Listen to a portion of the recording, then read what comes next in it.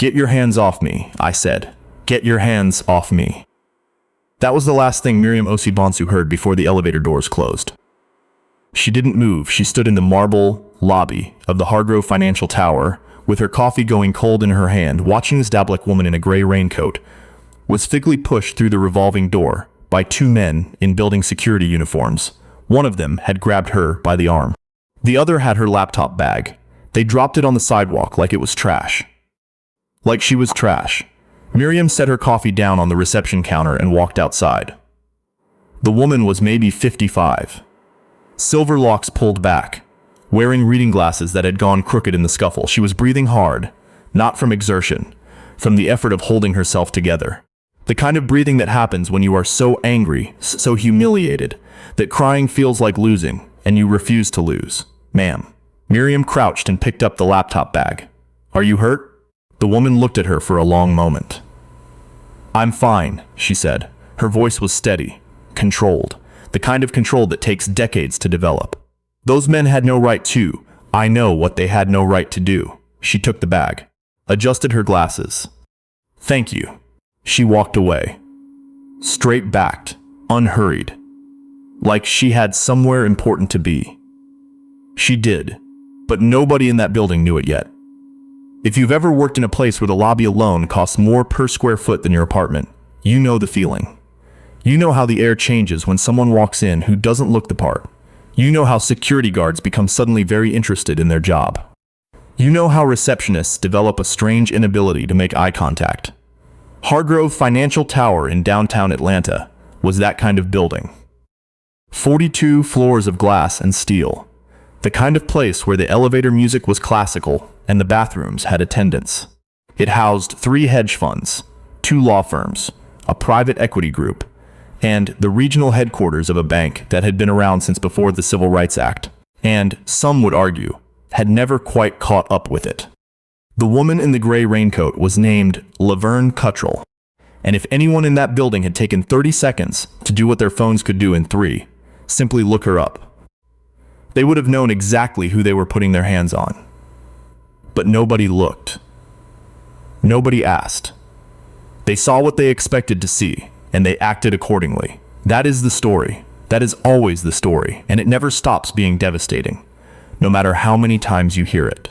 Laverne Cuttrell grew up in Decatur, Georgia, in a house where the water heater broke every winter and got fixed with electrical tape and prayer. Her mother worked nights at a hospital laundry.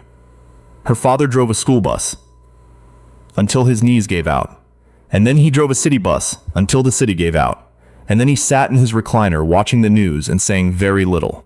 Laverne learned early that silence was not the same as having nothing to say. Sometimes silence was strategy.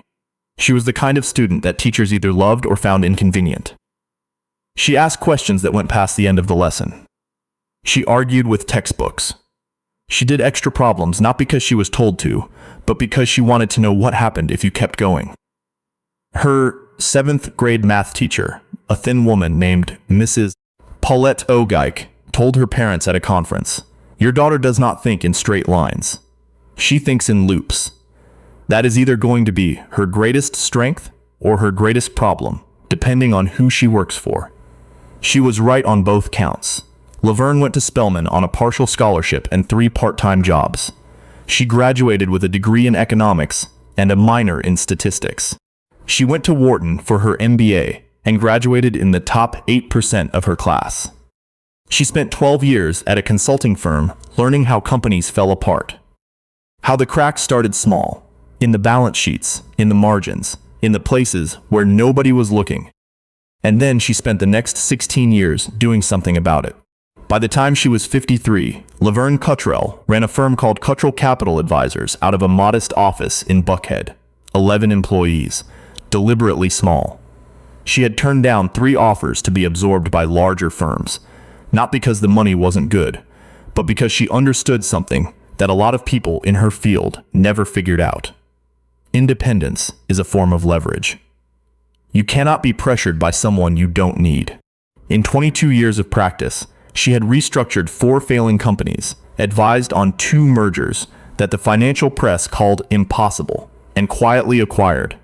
through a series of holding companies and strategic patience, controlling interest in 7 commercial real estate properties across the Southeast. One of them was the Hargrove Financial Tower. She had closed on it 11 days ago. Nobody had announced it yet. The morning it happened, Laverne had a 9 a.m. meeting on the 38th floor. She had come straight from a breakfast at her sister's house in East Point. She was wearing the gray raincoat she kept in her car for weather she didn't expect. Underneath it, dark slacks, a white blouse, pearl earrings. Not her sharpest presentation. Not her worst. She walked in through the front entrance the way she always did anywhere. Without ceremony, without announcement. Because she had spent her entire adult life refusing to perform deference. And she was not about to start now. The lobby security desk was staffed by 2 men.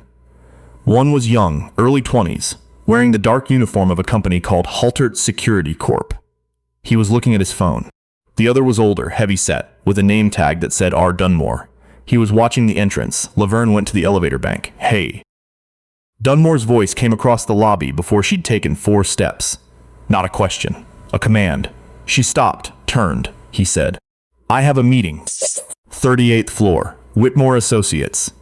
"Badge," he said again. "I'm a guest. I don't have a building badge." "I'm happy to sign in. We need a badge to access the upper floors. Then issue me a visitor badge." That's standard procedure. Something shifted in Dunmore's expression then. Something that was not quite logic and not quite anger, but lived somewhere. He came around the desk. "I'm going to need you to step outside.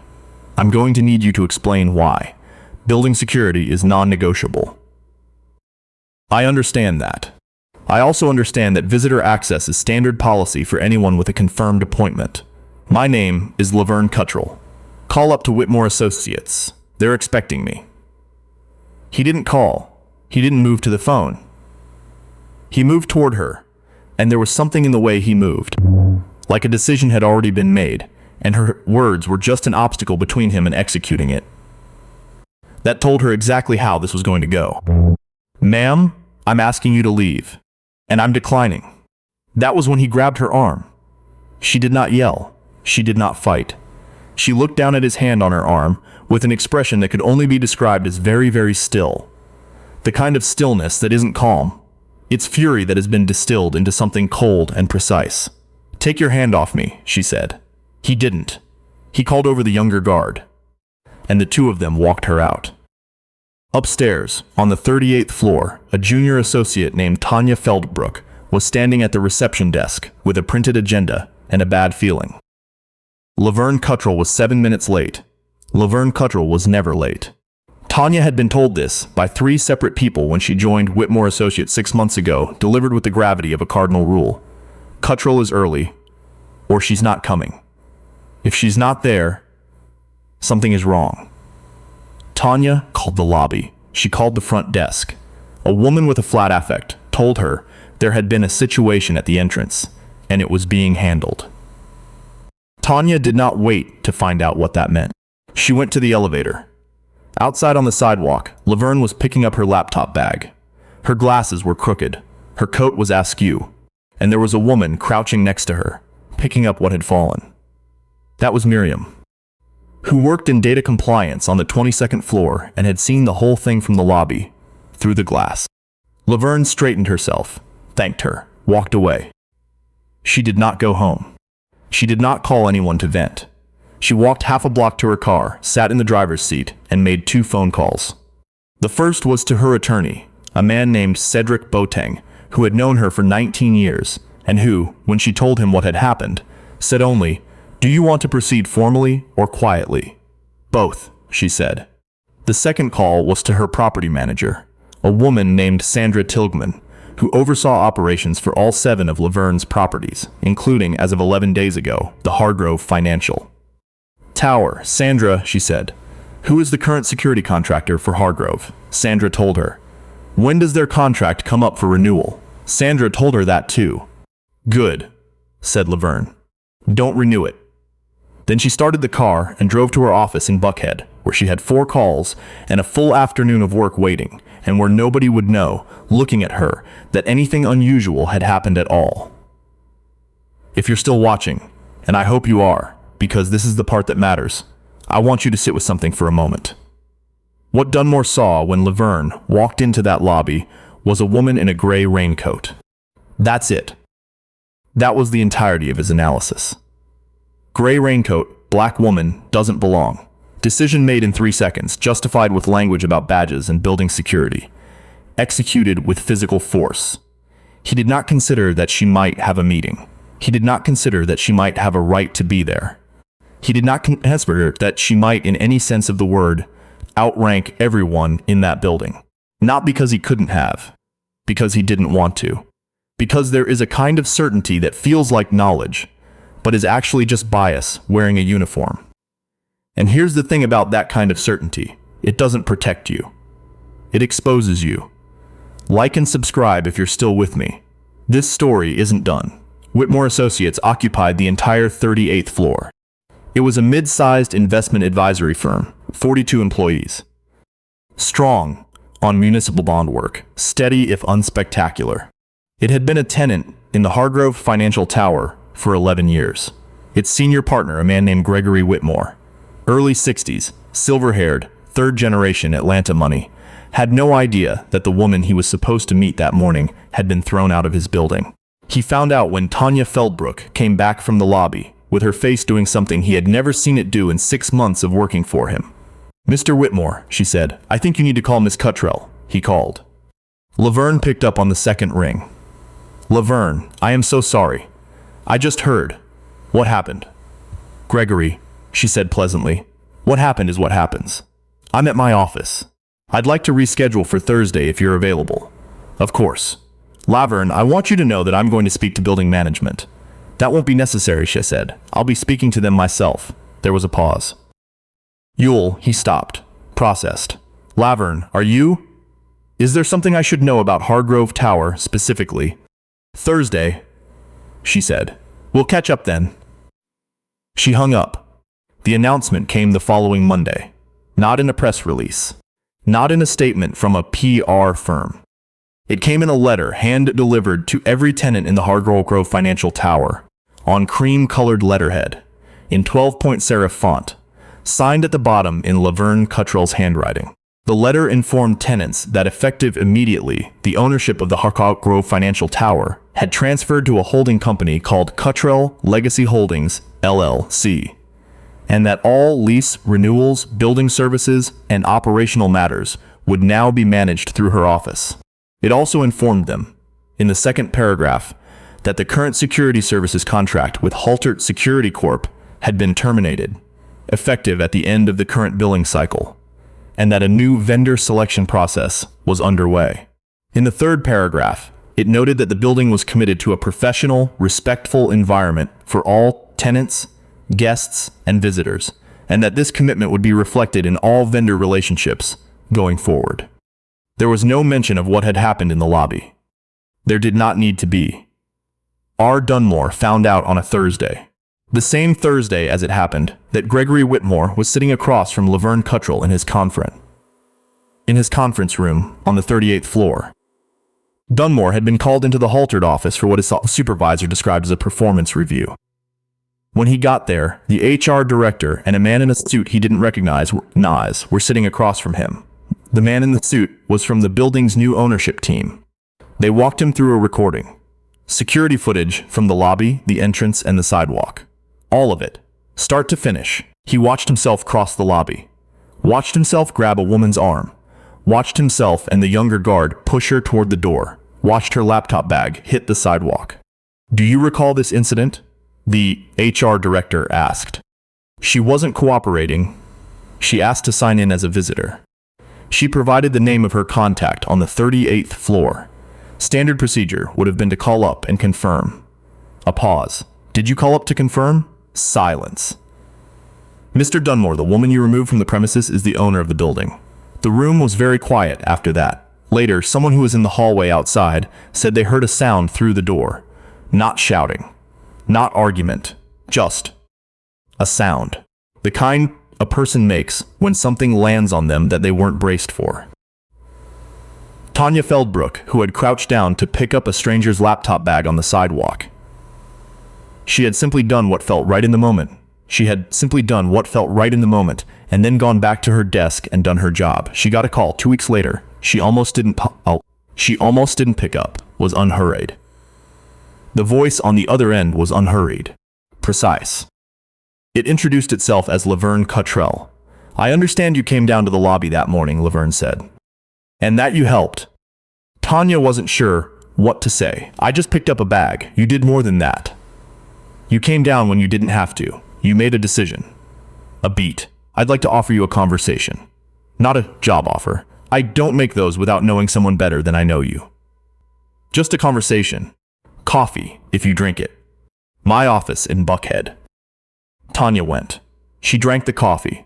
She answered questions for 90 minutes about how she thought, how she solved problems, what she believed about the way organizations should work. 3 months later, she was no longer at Whitmore Associates. She doesn't talk much about the details. But she works in Buckhead now, in a small office with 11 other people, for a woman who thinks in loops, who has always thought in loops, and who has spent her entire career proving that the way a thing looks and the way a thing is are often two entirely different things. Miriam, the one who had been watching from inside the lobby, who set her coffee down and went outside, told this story to her mother over the phone that same night. Her mother listened to the whole thing without interrupting, which was unusual. When Miriam was done, her mother was quiet for a moment. Then she said, "They put their hands on her. They did." Another silence. "And she owns the building." "Yes." Her mother made a sound that was somewhere between a laugh and something older than a laugh. "Baby," she said, "you know what I always say?" "I know, Mama." A pause. "You never know who you're dealing with." There is a word that should meet in nearly every comment on stories like this one. Respect. Not complicated. Not expensive. Not conditional. Respect. People type it over and over, in all caps, with heart emojis, with scripture. Because they've been Laverne. Or they've watched someone they love be Laverne. They know what that lobby felt like. They know what it costs to walk out of a place straight-backed, unhurried, when every nerve in your body wants to shake. And they know. They have always known that the gray raincoat doesn't mean what some people think it means.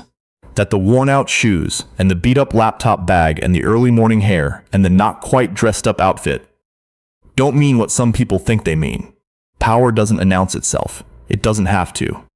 The people who understand that are the ones who build things that last. Laverne Cuttrell built 11 employees, 7 property, and 22 years of work that nobody handed her and nobody can take back. Dunmore had a theory about who belonged in a building. Laverne had a deed. If this story stayed with you, hit the like button and subscribe to Heritage Tales. We tell the stories that don't always make the front page, but never stop mattering. Leave a comment below. Have you ever been in a room where someone underestimated you, or have you ever watched it happen to someone else and done something about it? Because sometimes the most important thing you can do is just go outside and pick up a bag. And sometimes the person you're picking it up for owns the building you both just came out of.